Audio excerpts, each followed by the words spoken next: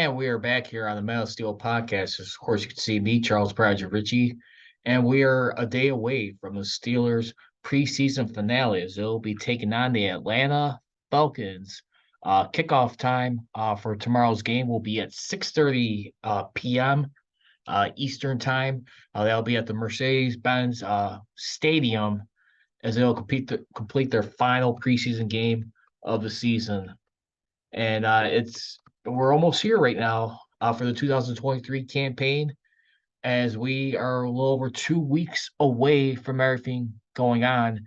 And for the game, for people who are trying to access, remember, if you guys want to watch it, this will definitely be on NFL Network tomorrow. But if you also want to stream it, remember, you can also be a subscriber to NFL Plus right now. And currently, I believe the month-to-month fee is about $9.99.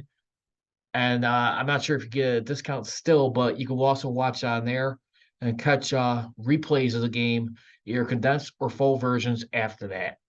And once again, it's been looking good. Pickett continues to shine throughout the preseason, if you ask me. And he is just definitely just more than stellar. So far, he is the highest QB rating amongst his peers, 149.1 so far in the preseason, which also includes with 2 touchdowns, 0 interceptions. And right behind them for the next highest QB rating will be Mason Rudolph at 112.6. Remember, he has been brought back once again to serve as the number 3 backup coming into the season with his understanding with the team after he was temporarily let go earlier this year throughout. But anyway, and you got Mitch Trubisky too. Well, I thought he had a nice bounce back game, but other than that, he's at 19.6. And I also got Tanner Morgan too, 33.3. I clearly, I don't think he's going to be on this roster, but you look at everything right now. I mean, just watching the way Kenny Pickett's been throwing, you see a guy who's been a lot more relaxed, moving around inside the pocket and just making his reads. I will say this. I think one of the main concerns I have with Kenny so far is just sometimes his ability where he's throwing on the run. I mean, he's just having some nice strides right there. And you also got to wonder right now, the connection between him and George Pickens really seems to be real right now. I mean, when you look at, I mean, in this game right here, I mean, George Pickens, he's just been doing good throughout the preseason.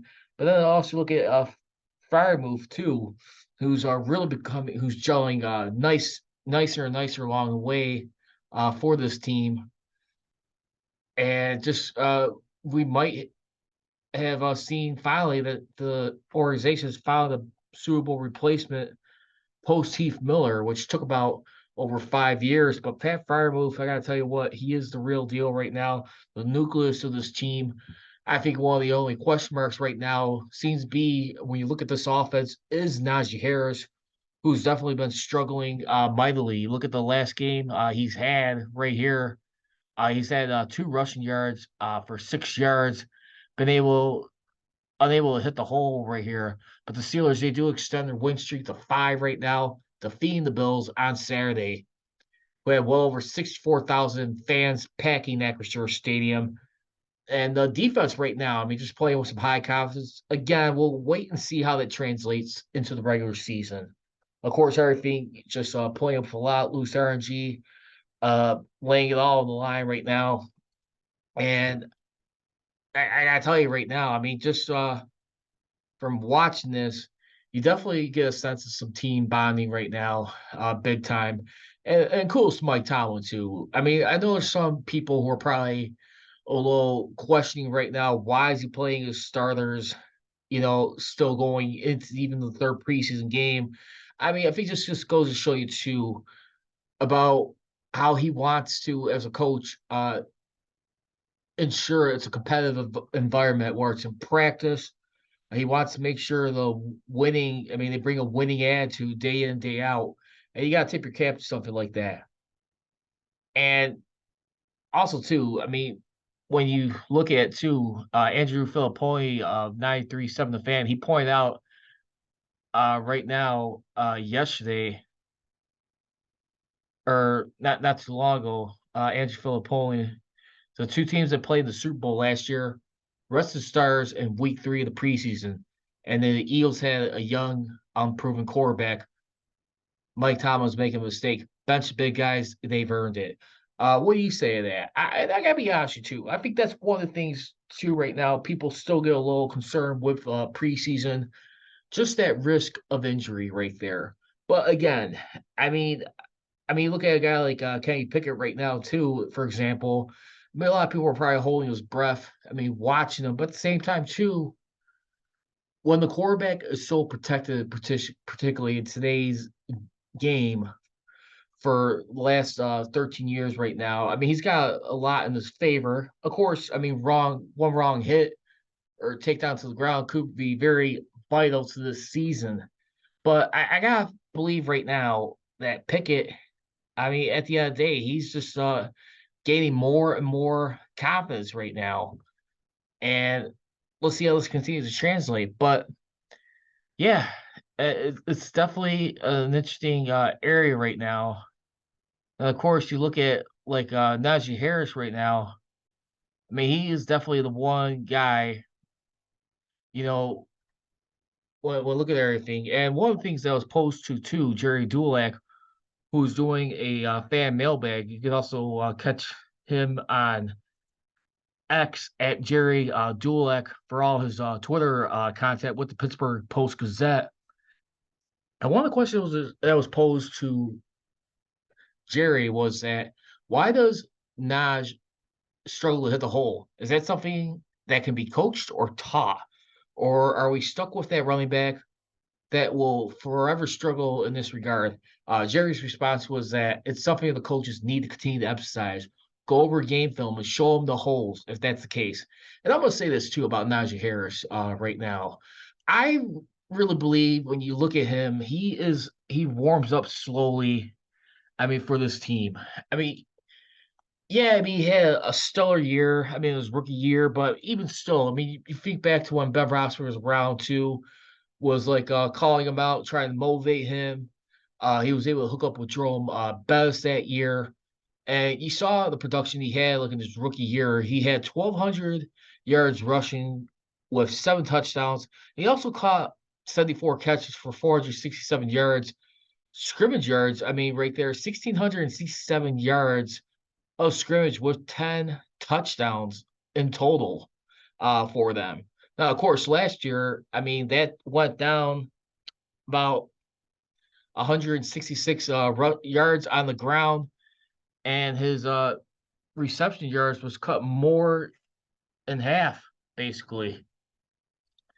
But also, too, I mean, you look at Naj, I mean, his career right now, and what I'm talking about, I think for right now, he warms up as the season goes along when you look at it. Because honestly, too, the scary thing about last year, his only 100-yard rushing game came against Baltimore, and that was in week 17 where he finally had something. Now he didn't get any rushing touchdowns, but he ran for 111 yards.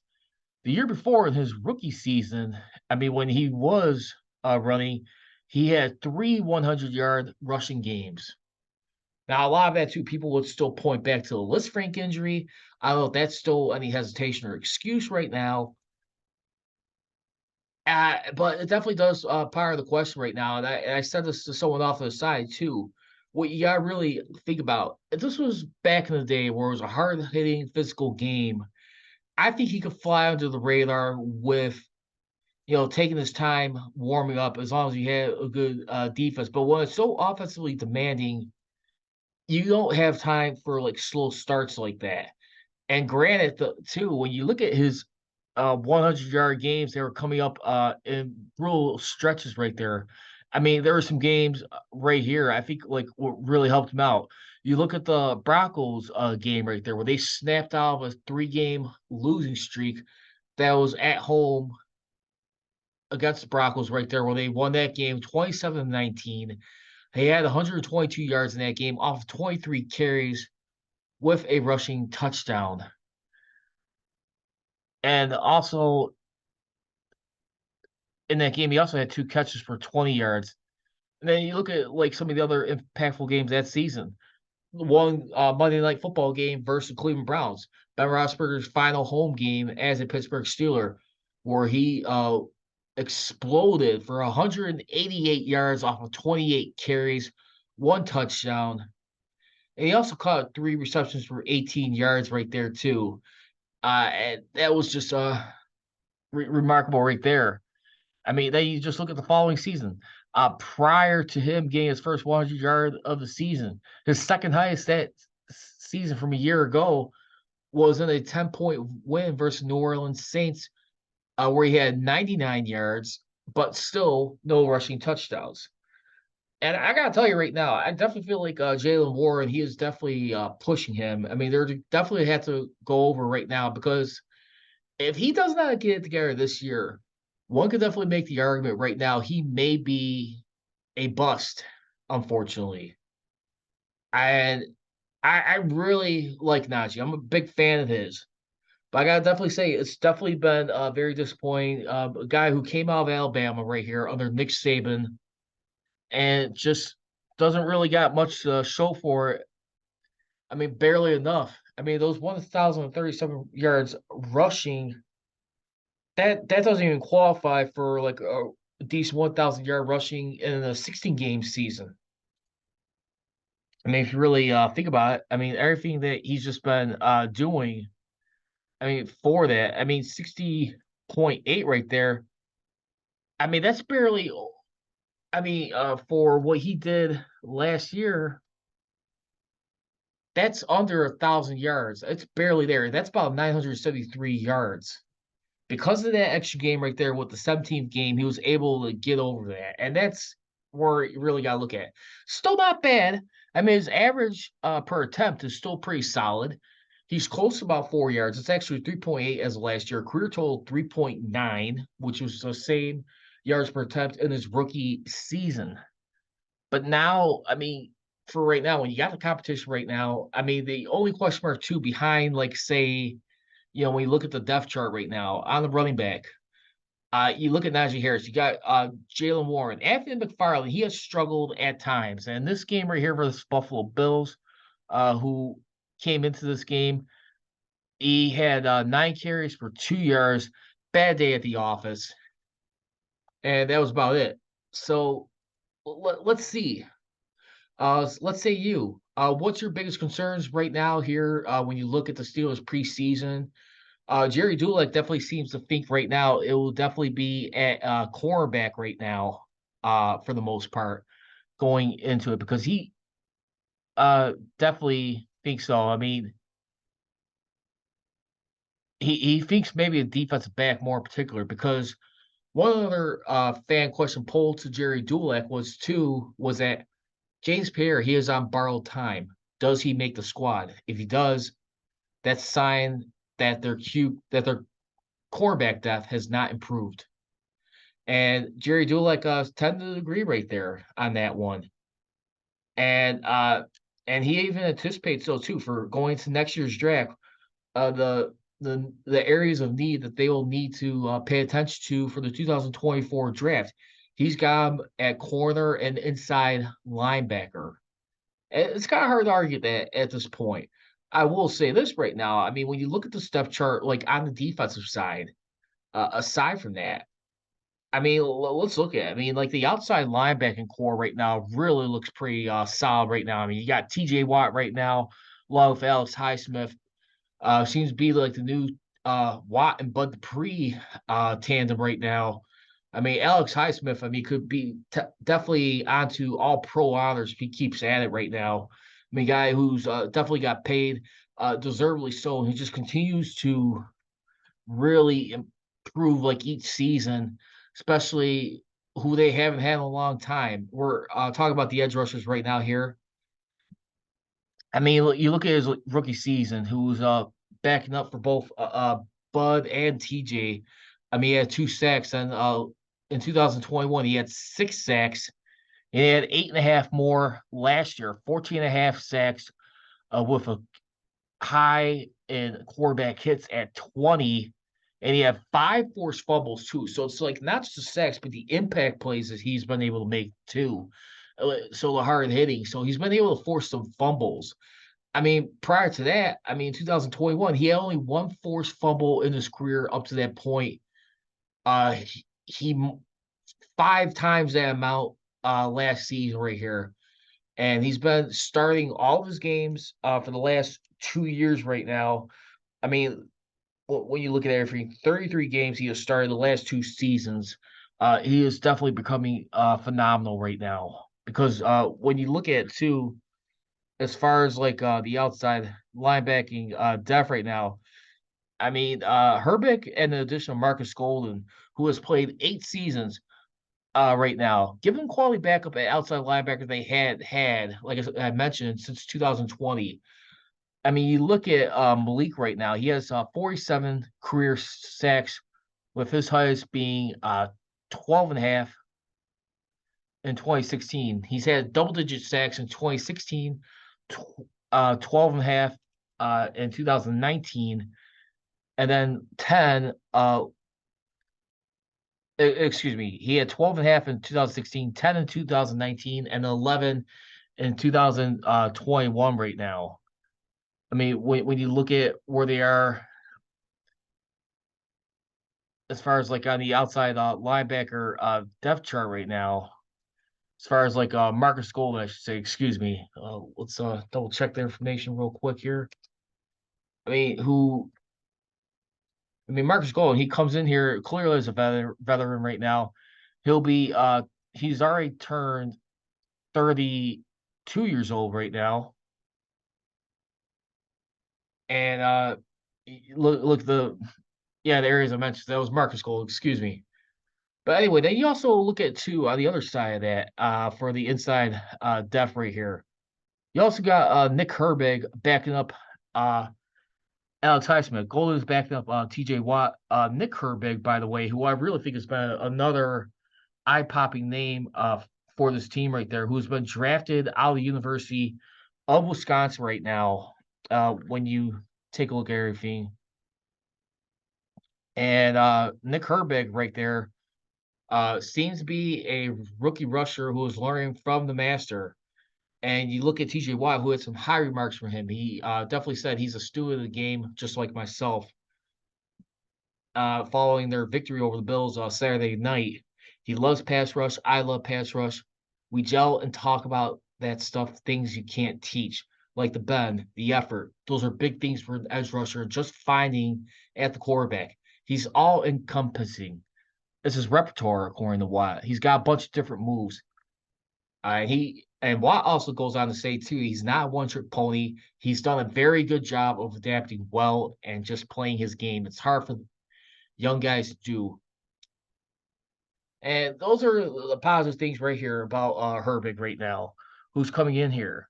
Grant, he's gonna be a rookie coming into the season, but I mean, you just look at it right there, and that's about it. But I mean, still, right now, these are the areas where they got, and we'll see how it pays off dividends at all for right now. And that's about it. And also, too, speaking of linebackers, too, Quan Alexander, who actually got fined over $43,000 for unnecessary roughness on his tackle made on Chase Edmonds in the opening preseason game. He is appealing that fine right there. But anyway, going back into the final preseason game, Mike Tomlin, I'm playing in tomorrow's game versus the Falcons, Mercedes-Benz Stadium. He says my SEC championship boys call that dome home. And if you gotta look at it right now, Mike Tomlin said that all healthy players are expected to play Atlanta. Then he said, by no means I guaranteeing everyone will play. And those are things right there to keep an eye on. But anyway, going back to more stuff right now with Gerry Dulac right here. And one other question though too, concern like how Broderick Jones is coming around, and looking at how Dan Moore, he's still currently for right now slotted in at the left tackle. And the question was, looks like Dan Moore will retain his star role for now, Do you see any way BJ will assume that role this year? Hate to see a number one stay out the season, but his performance has been a bit underwhelming. Dulac's response: I don't think he had to worry about Broderick Jones singing out the season. They will work him in there one way or another. But Dan Moore has been more than solid. And just so you know, Steelers like the progression BJ is making.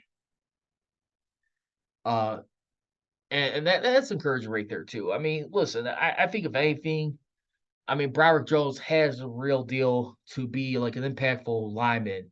And I won't be surprised if you see something like what they did, kind of like with Kenny Pickett with quarterback. Just groom him in there.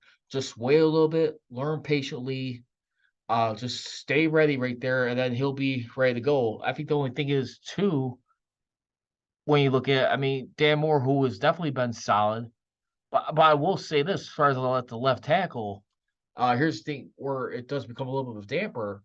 You have given up back to back 38 sacks. I mean, the last few years, including Ben Roethlisberger's final year as quarterback. And speaking of the Steelers' offensive line right now, want to get into this. I mean, with the Steelers, I mean, think about this right now. And you look at Tomlin's tenure with the Steelers, they have not had a top 10 offensive line and protecting the quarterback and running the ball in 25 years. That was the 1998 season right there, and where the Steelers, for that most part, they ran for 2,034 rushing yards off of 490 attempts. That ranked seventh, while they also gave up 35 sacks in that span, which was 10th in the league in that season. And that was a time where they had 30 teams. The year before, the Browns came back to make it 31. But anyway, I mean, you look at and look at the overall times though too. I mean, you look at both like the last three coaches the Steelers have had, as far as being an all around complete offensive line, total package, as far as in terms of protecting the quarterback and controlling the ball. Chuck Knowles had that honor at least 10 times in his career where it was ranked in the top 10 times in both protecting the quarterback and controlling the run. Bill Cowher had it 3 times, and so far, and Mike Tomlin's 16 seasons, 0 times so far. I mean, the only time you can really probably say his offensive line was any good was probably since 2016 when they were protecting the quarterback, when it really started to heat up right there. I mean, you look at it right there. I mean, they were at least easily, I mean, for right now, within the top 5. I mean, 3 straight seasons from 2016 from 2018, where they gave up 21 sacks in 2016, 24 back-to-back years in 2017, 2018. I mean, ever since then, I mean, the run was still in the top 10 following those seasons. I mean, of course, you had 2019 where they had 32 sacks, ranked 9th, and then 10 sacks, which was ranked number 1, and Ben Roethlisberger's return from his injury, from his throwing elbow. And that's a thing too, because I really believe too, looking at this team right there, I mean, in spite of that, they were able to still go 4 more Super Bowls combined between Mike Tomlin and Bill Cowher at the end of the day, going 2-2 overall in that span. But when you look at like a guy like Chuck Knowles, still revered as the greatest Steelers coach of all time, right there, that's something to be said right there, and why you increase your opportunities at winning multiple Super Bowls right there. Because in 3 of those 4 years, they were top 10 in protecting the quarterback and running the ball. The only time within that span where they were not top 10, I mean, within that, I mean, when you look at was 1978 when they won Super Bowl 13 right there. They were 5th in the league in protecting the quarterback with allowing 25 sacks. and then 14th in the league where they ran for 2,297 yards off 641 attempts right there. So that's something to think about right there. So I want to hear you guys' thoughts. What's your excitement been so far throughout this preseason right now? What do you guys think right now? And also, too, I want to close this out right now. And the Vegas odds right now, it looks like they got the Steelers with with the lowest win total within the AFC North division right now at 8.5 games. The top teams, no surprising, Bengals at 11.5, Ravens 10.5, and then the Browns finished a game ahead of the Steelers at 9.5. So Vegas is anticipating possibly a last place finish for the Steelers, and which be the last time they finished last place was 1988, 35 years ago. I don't think it's gonna be that much, but when I do look at it right now, I'm gonna say this: for the regular season, I've actually for this season going into it, I'm gonna have them going at 11-6.